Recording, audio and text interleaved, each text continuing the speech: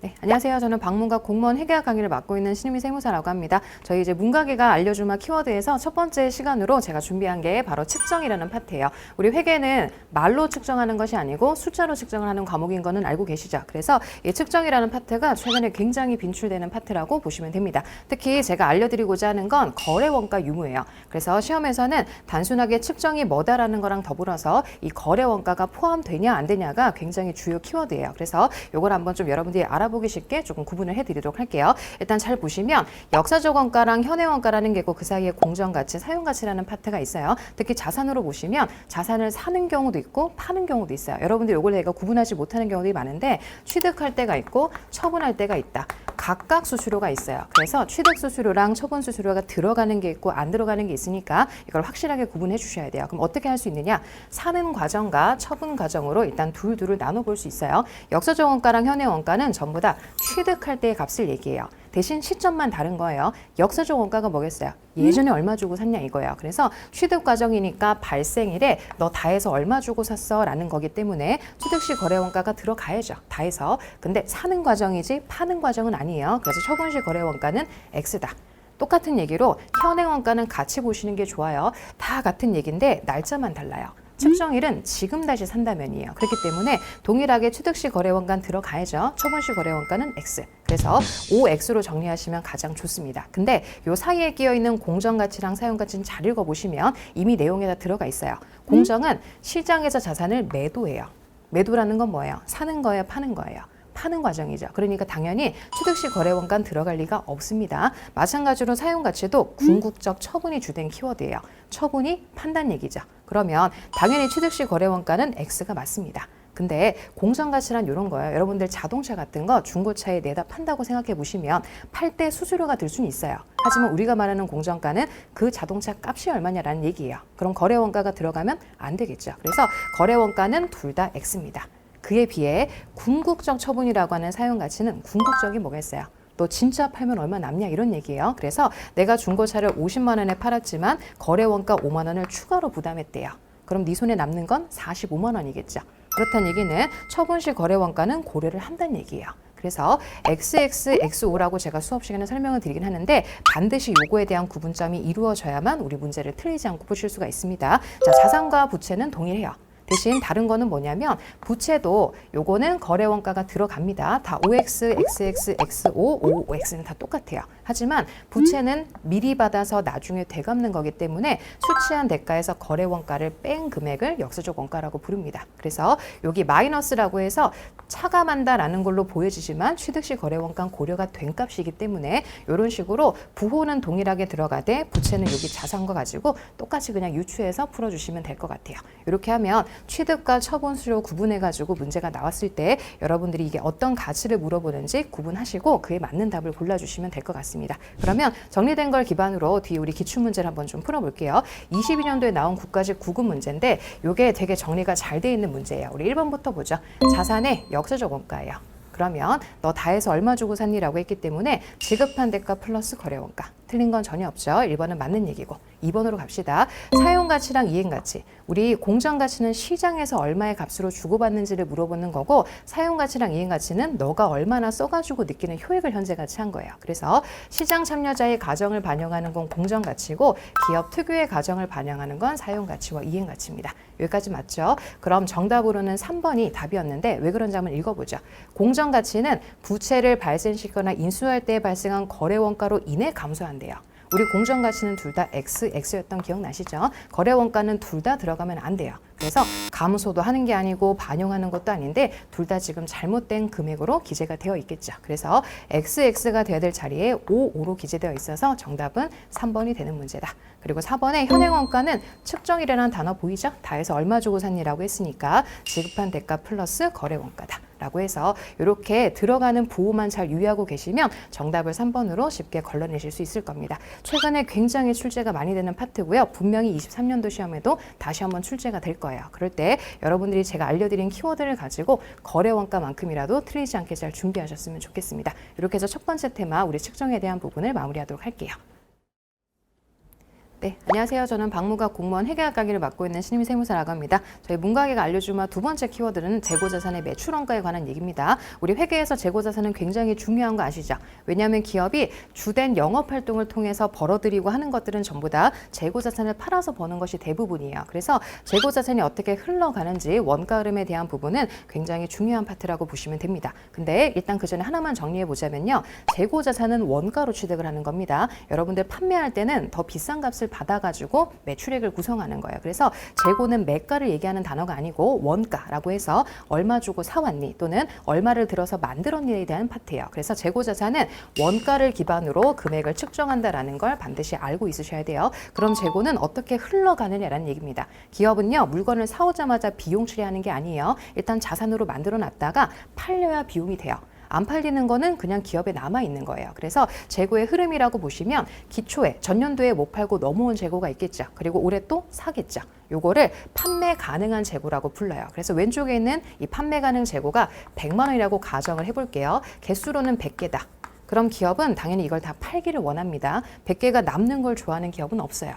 근데 열심히 팔았는데 그래도 좀 덜 팔았어요. 그래서 20개의 재고가 남았다고 해볼게요. 그럼 나머지는 비용으로 바뀌어야 되겠죠. 그 이름이 바로 매출원가예요. 굉장히 중요한 비용입니다. 그러면 여기 기말 재고에 뭘 쓰는가에 따라 매출원가에 들어가는 게 달라지겠구나라는 생각을 해주셔야 돼요. 예를 들어 장부상으로는 20개가 있어야 돼요. 그래서 장부 재고로는 금액으로 따졌더니 20만 원이 나왔다고 가정을 해볼게요. 근데 이거는 어디까지나 장부 재고예요.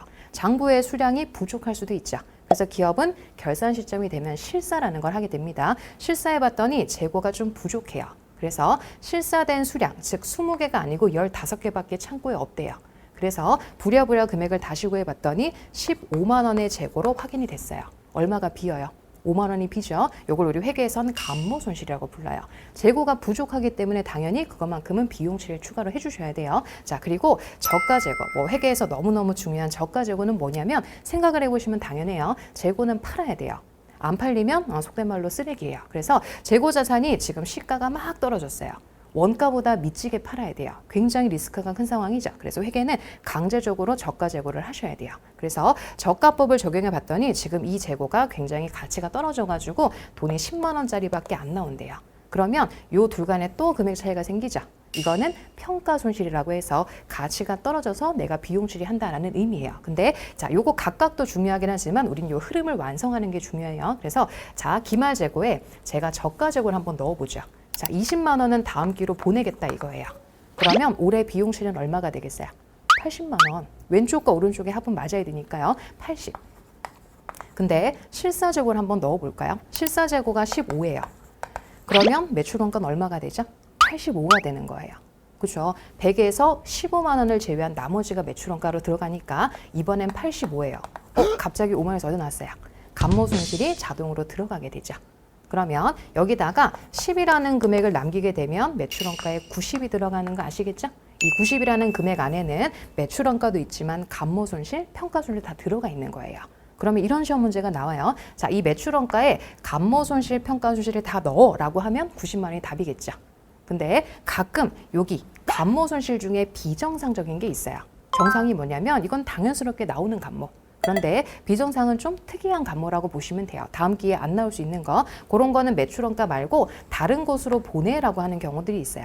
그럼 여러분들이 시험 문제를 풀 때 어떻게 푸시면 되겠어요? 80을 해가지고 더하고 하시는 것보다 일단 다 집어넣은 다음에 아닌 걸 빼는 게 맞겠죠. 그래서 시험 문제로 빈출되는 주제가 매출원가 얼마야? 라고 물어보는 주제가 정말 많이 출제가 됩니다. 그럼 여러분들이 가장 쉽게 풀 수 있는 방법은 뭐겠어요? 아, 가장 낮은 재고를 남기면 다 들어가는구나. 아닌 걸 빼면 되겠구나. 이게 가장 쉽게 문제를 풀 수 있는 방법이라고 보시면 돼요. 자, 그러면 이걸 잘 이해하셨으면 기출문제 그대로 한번 대입을 해보자. 자, 문제가 거의 동일합니다. 첫 줄에 보시면 평가 손실과 정상적인 감모 손실은 매출원가래요. 그러면 아닌 친구가 있겠죠. 비정상적으로 생긴 감모는 기타래요. 그럼 여러분들 머릿속에 아, 매출원가에 다 넣고 쟤만 빼란 얘기구나. 그래서 요 놈을 잘 찾으면 매출원가를 되게 쉽게 구할 수 있어요. 자, 보시면 판매 가능한 재고는 78,000원이래요. 자, 왼쪽에 들어갈 금액은 다 준 거예요. 그럼 오른쪽에 뭘 집어넣는가에 따라서 얘가 달라진다고 했죠. 그럼 우리는 어떻게 하자? 가장 낮은 재고를 쓰자. 그래서 가장 낮은 재고는 90개가 실사 수량인데 지금 100원보다 싸게 팔아야 돼요. 90원짜리밖에 안 돼. 그러면 요 둘을 곱한 게 저가예요. 가장 낮은 재고. 그게 8,100원이죠. 그럼 여기 들어가는 금액이 얼마인지 나오겠죠? 단 이렇게 되면 감모 손실, 평가 손실 다 들어가 있지만 비정상은 빼야죠. 그래서 자, 비정상은 어떻게 찾느냐? 수량은 100개고요. 실사는 90개래요. 10개가 부족하죠. 100원짜리 10개가 부족한 거예요. 요거를 감모 손실이라고 해서 1,000원이라고 부르는데 그중에 40%가 비정상이래. 다 줘, 이런 거는요. 그래서 곱하기 40% 하면 400원은 여기서 빼서 다른 데로 보내라는구나, 이런 의미예요. 그럼 여러분들이 여기 8,100원을 제외한 나머지에서 얼마만 빼면 된다? 400원만 빼면 여러분들이 원하는 이 매출원가에 대한 답을 구하실 수 있을 겁니다. 계산 과정을 마무리해 보시면 정답은 1번으로 쉽게 구해주실 거니까 항상 재고는 흐름을 생각하실 때 왼쪽과 오른쪽의 합이 맞으셔야 돼요. 가끔 여러분들 시험 문제 푸실 때 왼쪽은 보지도 않고 오른쪽 갖고 해결하시려고 하면 절대 답이 안 맞겠죠. 그래서 재고는 요 금액이 매출원가랑 기말재고로 배분되는 흐름이 굉장히 중요한 거니까 여기에 쓰는 금액이 여기에 어떤 영향을 주는지 잘 정리하고 들어가셨으면 좋겠습니다. 이렇게 해서 올해도 이 매출원가를 구하는 문제가 주기적으로 반복되는데 최근에 출제된 적이 조금 적었어요. 그래서 올해 여러분들 시험 문제로는 분명히 매출원가를 구하는 문제가 나올 거니까 꼭 이 로직을 잘 연습해 두시기를 바랍니다. 네, 안녕하세요. 저는 방문가 공무원 회계학 강의를 맡고 있는 신임희 세무사라고 하고요. 저희 문가계가 알려주면 세 번째 키워드로 준비한 건 유형자산 교환거래에서 발생하는 손익이라고 제가 제목을 만들어 놨는데요. 우리 시험에서 유형자산이라고 하는 교환거래는 상당히 출제 비중이 높은 거는 아마 문제를 보셨으면 아실 거예요. 그러면 어떻게 하면 조금 더 쉽게 손익을 구할 수 있을까라고 해서 제가 준비한 테마는 바로 뭐냐면 실질이 있는 교환이에요. 실질이 있고 없고에 대한 얘기는 우리가 기본 과정에서 이론으로 판단하시면 되는 거고 실질이 있다라고 하면 교환 과정에서 손익이 나올 수 있다. 이게 기본 전제죠. 그러면 손익이 얼마가 나오는지를 한번 분석을 해보자 이런 얘기예요. 자, 교환이라는 거는 내 것도 있고 상대방 것도 있어요. 기본적으로 제공하는 기업이 나라고 보시면 돼요. 내가 가지고 있는 걸 주고 상대방 거, 그 취득한 자산을 받아오는 거다라고 해요. 주로 돈을 주고받으면서 교환 거래가 이루어지는데 자, 본인은 본인 거에 대한 것들을 훨씬 더 잘 알겠죠. 상대방 것은 이제 새로 취득하는 친구 거다 보니까 이게 얼마인지는 솔직히 좀 알기가 어려운 경우들이 많아요. 그래서 교환 거래 시에는 상업자 실질이 있으면 둘 중에 더 명백한 공정 가치를 사용하는데 주로 뭐가 더 명백하겠어요? 내가 내 거라는 게 더 많겠지. 그래서 대부분의 교환 거래는 본인이 본인 공정가를 기반으로 교환 거래를 하는 것이 대부분이라고 보시면 돼요. 이 내용도 본인이 본인 공정가를 가지고 상대방 걸 찾는 이런 방법이라고 보시면 됩니다. 자, 그럼 기본적인 얘기는 했고요. 자, 교환 거래는 이런 거예요. 제공하는 기업이 본인이 갖고 있던 장부 금액을 뺍니다. 뭐 내 걸 빼야 얘 걸 집어넣을 수 있는 거니까. 그리고 얘 상대방 거 도대체 얼마야 라고 합리적으로 추정을 해보는 거죠. 그랬더니 자, 지금 시세가 7만 원짜리예요.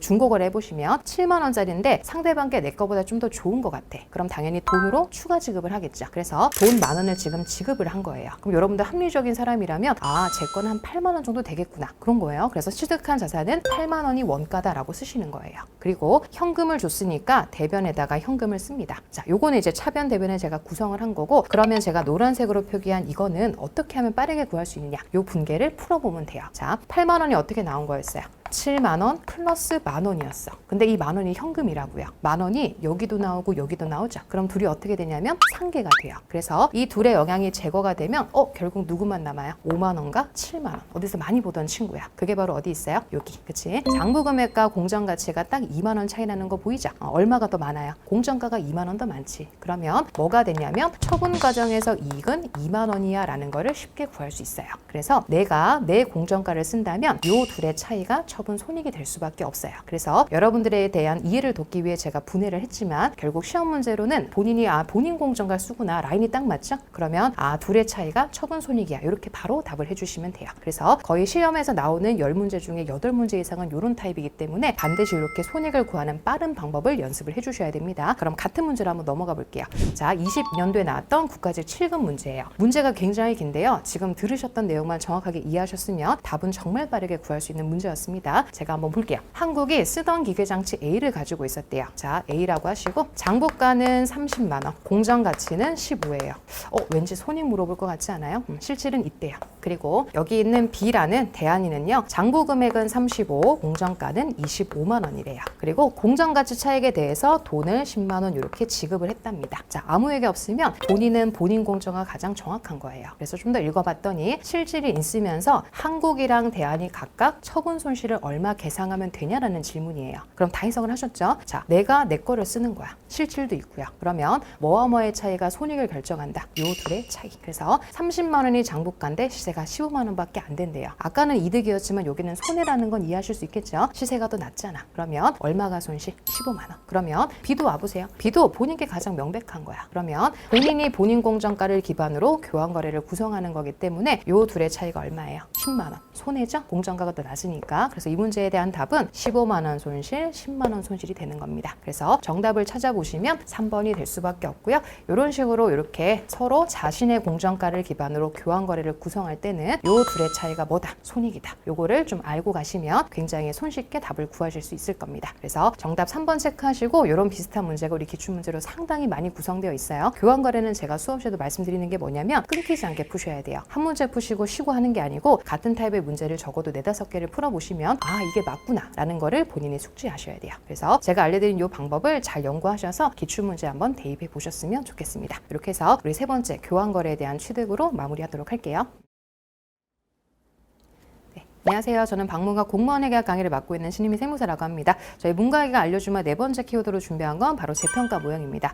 우리가 사용하는 기준서가 한국채택국제기준이라는 건 알고 계시죠? 우리 기준서가 특히나 좋아하는 게 바로 뭐냐면 자산부채를 공정가치로 평가하는 거를 굉장히 좋아해요. 그래서 재평가 모형도 굉장히 주된 방법이라는 건 알고 계실 건데 요거에 대해서 조금 더 쉽게 설명하기 위해 제가 1, 2번의 순서로 한번 구성을 좀 해봤어요. 자, 우리가 유형자산이라는 걸 가지고 있다 보면 특히 기계장치 같은 건 1년 동안 열심히 쓰겠죠. 그럼 처음에는 100만 원을 주고 산 기계장치라고 해도 1년간 썼으면 100이 아닐 거 아니에요. 조금 효익이 줄었겠죠? 그걸 우리가 비용으로 바꾸는 걸 감가상각이라고 불러요. 여기까지는 당연히 해야 돼요. 썼으니까. 근데 감가상각 끝난 장부금액이 80이라고 한번 가정을 해볼게요. 이대로 두는 방법도 있지만 지금 시세가 얼마인지 궁금할 수 있어요? 없어요? 있다. 그래서 지금 시세가 90만 원이래요. 그러면 80만 원짜리 기계장치를 90으로 올리는 거를 재평가라고 불러요. 시세대로 보여줘야지 라고 해서 90만 원으로 올리면 자산이 10만 원 늘죠. 회계는 자산이 늘어서 자본이 느는 걸 손익이라고 불러요. 그래서 10만 원에 뭐가 발생했다? 손익. 근데 이 손익을 다시 두 가지로 갈라서 표시를 해요. 잘 생각해보면 이 10만 원 오른 거는요 다시 떨어질 수도 있는 거 아닌가. 그래서 이 손익이 단기 손익이 될 수도 있고 기타 포괄 손익이 될 수도 있어요. 기타 포괄 손익은 주로 다음 연도에 다시 내려갈 수도 있는 친구들은 여기다 기재를 해요. 그래서 우리 교재에 나와 있는 재평가 모형도 80이 90으로 바뀌었죠. 처음으로 올라간 거야. 그러면 그 10만 원은 여기다가 쓰도록 되어 있어요. 기타 포괄 손익. 근데 기타 포괄 손익이 일단 기재했어. 10만 원을요. 근데 나중에 다시 얘가 내려갈 수도 있잖아요. 그럼 내려가면 누구 먼저 없앨 것 같아요? 굳이 기분 맞는 10만 원을 남겨놓을 필요가 없는 거죠. 그래서 다시 내려갈 때는 얘부터 먼저 없애고 그 다음에 단기 손익에다가 남은 금액을 기재합니다. 요 원투의 순서를 잘 따라오시면 된다는 얘기예요. 그럼 제가 올라가는 버전 설명드렸죠. 내려갈 수도 있지 않겠어요? 그래서 자 80만 원으로 감가를 했는데 이번에는요 70만 원밖에 공정가가 안 나온 거예요. 슬프죠? 회계도 그래요. 80이 70이 되면 자산이 10만 원 줄었으니까 그때는 단기 손익에 먼저 쓰는 거예요. 근데 이 친구가 다시 회복될 수도 있겠죠. 그럼 당연히 누구 먼저 회복을 시켜야 돼? 기존에 떨어뜨렸던 얘부터 회복을 시켜야 되겠죠. 그래서 올라갈 때는 얘가 1번, 얘가 2번 요 순서를 잘 기억하고 계시면 됩니다. 그래서 회계에서는 재평가 모형은 원투라는 요 순서대로 어디다가 이 손익이 기재되는지를 주된 질문으로 하니까 여러분들 요 순서를 잘 기억하고 있으셔야 돼요. 다시 정리해보면 올라갈 때는 기타 포괄 손익. 근데 올라간 뒤에 내려가면 걔부터 쓰고 단기 손실. 근데 반대로 내려가면요. 그때는 단기 손실이야. 그리고 다시 올라갈 때는 얘부터 먼저 올리고 나머지를 여기다가 기재. 그래서 이 순서를 잘 이해했는지 뒤에 있는 문제를 갖고 설명을 좀 드릴 겁니다. 자, 순서상으로는 감가를 하고 공정가 평가를 해야 되는데 우리 시험은 다행히도 배려 차원에서 여기까지는 해줘요.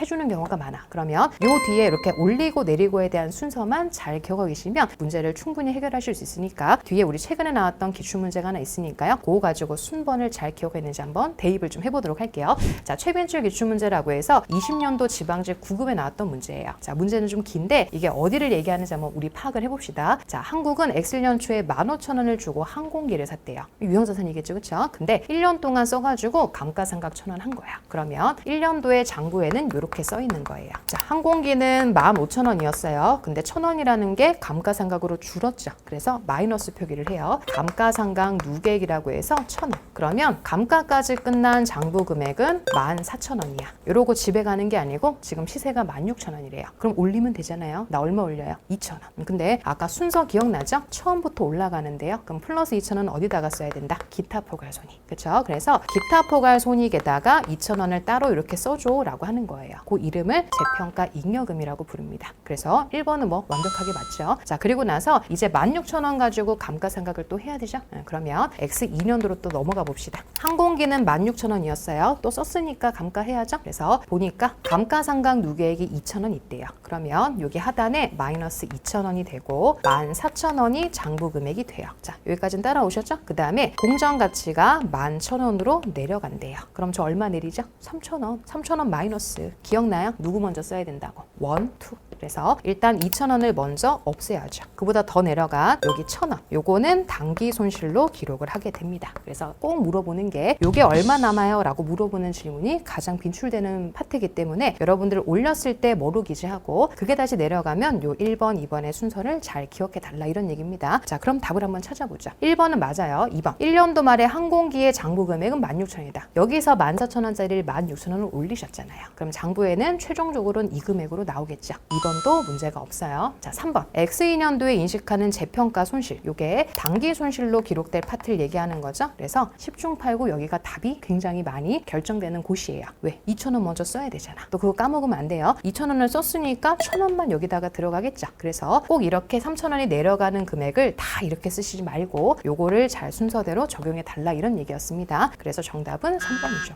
이해됐죠? 그 다음에 4번. X2년도에 인식하는 재평가 손실은 단기 손익 항목이라고 했죠. 그러니까 단기 순이익에 영향을 줄 수밖에 없겠죠. 그래서 정답은 3번으로 결정해 주시면 되고요. 요 순서 잘 이해해 주셔야 돼요. 그래서 14,000원을 16,000원으로 올리는 거 요거를 재평가라고 하니까 올라가는지 내려가는지를 기반으로 손익의 위치를 잘 이해해 주셨으면 좋겠습니다. 이렇게 해서 재평가 모형을 네 번째 키워드로 준비를 했고요. 여러분들 요 순서 잘 키워 계셔야 돼요. 다음번에도 똑같이 뭐 항공기가 아니더라도 기계나 건물과 같은 유형자산의 재평가 모형은 자주 출제가 되니까 제가 알려드린 순서를 정리를 하고 시험장에 가시기를 바라겠습니다. 이렇게 해서 네 번째 키워드 마무리하도록 하겠습니다. 네, 안녕하세요. 저는 방문각 공무원 회계학 강의를 맡고 있는 심의세무사라고 하고요. 문각이가 알려주면 5번째 키워드로 준비한 거는 배당금의 배분이라는 파트입니다. 자, 배당금이라고 하는 건 누구에게 주는 돈이에요? 주주에게. 근데 배당금에 대한 기본적인 특성은 이렇습니다. 회사가 매년 줄 필요는 없어요. 회사도 여유가 있어야 배당금을 주겠죠. 그래서 배당금은 꼭 매년 줘야 되는 이자와는 성격이 좀 다르다는 걸 알고 계셔야 돼요. 자, 그러다 보니까 이런 문제가 생겨요. 자, 우리 주식에는요, 우선주라는 주주가 있고 보통주라는 주주가 있어요. 요거는 뭐 상식으로 당연히 알고 계셔야 돼요. 보통주 는 의결권이 있는 대신 배당은 뒤에 받습니다. 근데 우선주는 앞에 뭐가 붙어 있어요? 우선. 배당금은 먼저 받겠다 이거죠. 근데 의결권은 없어요. 그래서 얘들의 주된 목적은 뭘 받기 위해 주식을 샀겠어요? 배당금이 목표예요. 그래서 배당금을 많이 주는 회사라고 하면 우선주를 사라. 이 정도는 여러분들 알고 있으면 좋겠죠. 자, 근데 우선주는 배당을 목표로 들어왔는데 배당은 매년 안 줄 수도 있다는 얘기예요. 그러면 기회비용이라는 게 생길 수 있겠죠. 그러다 보니까 이런 보완 장치를 가지고 있어요. 자, 예를 들어서 우리 회사가 영업을 3번이나 했어요. 내가 투자한 회사가 영업을 벌써 3번이나 했는데 첫 해 배당금 못 줬어요. 첫 해는 뭐 이제 사업을 처음 시작하는 곳이니까 두 번째 연도도 그렇게 많이 돈을 못 벌었나 봐요. 못 줬어요. 그러면 세 번째 연도에 돈을 많이 벌어서 이제 주주들에게 배당을 좀 주려고 해요. 그러면 이 세 번째 연도에 배당을 줄 때 중요한 건 이미 앞에 2년은 못 줬죠. 원래 배당은 안 줘도 돼요. 근데 누적은 뭐겠어요? 이걸 다 기억하고 있는 거예요. 안 주면 요거부터 다 먼저 줘야 된다 이거예요. 안 준 부분이 쌓여 있어서 나중에 3년도에 배당을 줄 때는 요 해에만 주는 게 아니고 이미 누적적으로 가지고 있던 요 2개 연도 배당금을 먼저 주셔야 돼요. 요런 거를 누적 우선주라고 부른다. 그러면 도대체 몇 년을 꿇었는지가 중요하지 않겠어요? 그것만 안다면 줄 거다 주고 올해 거 받아가면 되는 게 누적 조건이에요. 그럼 비누적은 뭐겠어요? 쿨한 친구죠? 앞에 건 됐어. 그냥 3년도 것만 줘라고 하는 게 비누적이에요. 상식으로 비누적이 원래 배당률이 좀 더 높아요. 근데 그거는 뭐 시험 용도랑은 별도니까 여러분 그건 상식으로 좀 알고 계시면 좋아요. 여기까지는 이해가 돼요. 근데 참가는 뭐냐 이거예요. 여러분들 회사가요 돈을 되게 많이 벌면 배당이 정해진 율보다 더 많이 줄 수도 있어요. 그럼 환영해야 돼요? 됐다라고 해야 돼요? 환영해야지. 그래서 줄 거 다 줬는데도 불구하고 남았어. 그러면 손 들고 나오시는 거예요. 나 더 줘라고 하는 게 참가 우선주예요. 대신 기본 전제는 어때요? 남아야 주는 거예요. 줄 거를 다 줘봐야지. 그리고 또 남으면 우리 자본금 비율로 나눠 갖자. 남은 돈이 50만 원이라고 치면요. 보통주가 자본금 30, 우선주가 20이라고 하면 요 비중대로 둘이 나눠 가지는 걸 참가 우선주라고 불러요. 그럼 비참가는 뭐겠어요? 됐어. 남는 건 너나 다 가져. 그런 거니까 참가 우선주가 친구가 나왔을 때는 나머지 배당금에 대해서만 남는 것만 추가로 손을 드는 거니까 항상 순서는 얘부터 먼저 하시고요. 그 다음에 다 주고 나서 참가 조건인 친구들만 손을 들고 나오시면 되는 거예요. 이렇게 해서 여러분들 종류는 잘 아시는데 큰 문제가 하나 있어요. 도대체 몇 년도에 배당금을 못 줬냐? 이게 가장 문제인 거예요. 여러분들 있잖아요. 회사가 올해가 2022년도죠. 그럼 2022년도 회사는 열심히 영업활동을 할 거예요. 그리고 나서 2022년도 재무제표가 언제 만들어질까요? 2023년도 한 2월경에 만들어져요. 시점이 좀 뒤죠. 그래서 22년도의 재무제표지만 여러분들은 23년 2월 이후에나 볼 수 있어요. 그러면 주주총회를 열어요. 그럼 23년도에 한 3월경이나 4월경에 주주총회를 열어요. 거기 가서 이제 배당금 결정해야 되니까 그럼 이 주총 23년도에 주총을 한다는 얘기는 몇 년도 걸 준다는 얘기예요? 22년도지. 그래서 23년도에 23년 주총을 열 수는 없어요. 그렇기 때문에 주총으로 여러분들 구분하기 어려우시면 이 회사가 몇 년 영업을 했는지를 기반으로 하면 절대 틀릴 일은 없을 거니까 제가 그걸 뒤에 문제를 가지고 말씀을 좀 드리도록 할게요. 자, 이제 연도 구분만 되면 큰 문제가 없는 게 이 배당금의 배분 문제입니다. 자, 가보시면 2012년도 1월 1일에 영업을 시작을 했대요. 그리고 나서 지금은 16년도 12월 말이야. 그럼 도대체 몇 년 했어요? 12년, 13년, 14년, 15년, 16년. 5년 영업을 한 회사예요. 그리고 16년도는 이제 올해라고 생각하시면 되니까 자, 미지급된 회차가 4년. 그리고 이제 2016년도는 단기라고 얘기를 해요. 그래서 단기분 해서 이렇게 4년과 올해로 제가 구분을 좀 해놨어요. 그 다음에 읽어보니까 배당을 아직까지 한 번도 한 적이 없어. 그럼 쌓여있는 배당금이 있을 수 있겠죠. 그걸 잘 기억해 주시고 요거 헷갈리면 안 돼요. 2017년도 3월 정기주총이라고 해서 여러분들 영업 횟수가 6년 아닙니까? 라고 하면 망하는 거예요. 왜냐하면 16년도 걸 17년도 3월에 주총한다고 말씀드렸으니까. 그래서 이걸로 판단하기 어려우시면 제발 요건 줘요. 그래서 16년도 12월 말로 판단하시면 절대 미지급된 횟수를 놓칠 일이 없을 거예요. 그럼 이제 모든 건 다 해결됐으니까 95,000원 한번 나눠줘 보죠 뭐. 그래서 보통주가 있고 우선주가 두 개 있지만 한 놈은 쭉정이에요. 보면 비누적에 비참가요. 굉장히 쿨한 친구죠. 근데 얘는 누적이면서 완전 참가래요. 그래서 항상 순서는 우선주부터 해결해야지. 그래야 나머지가 보통주게 되는 거니까 한번 써보죠.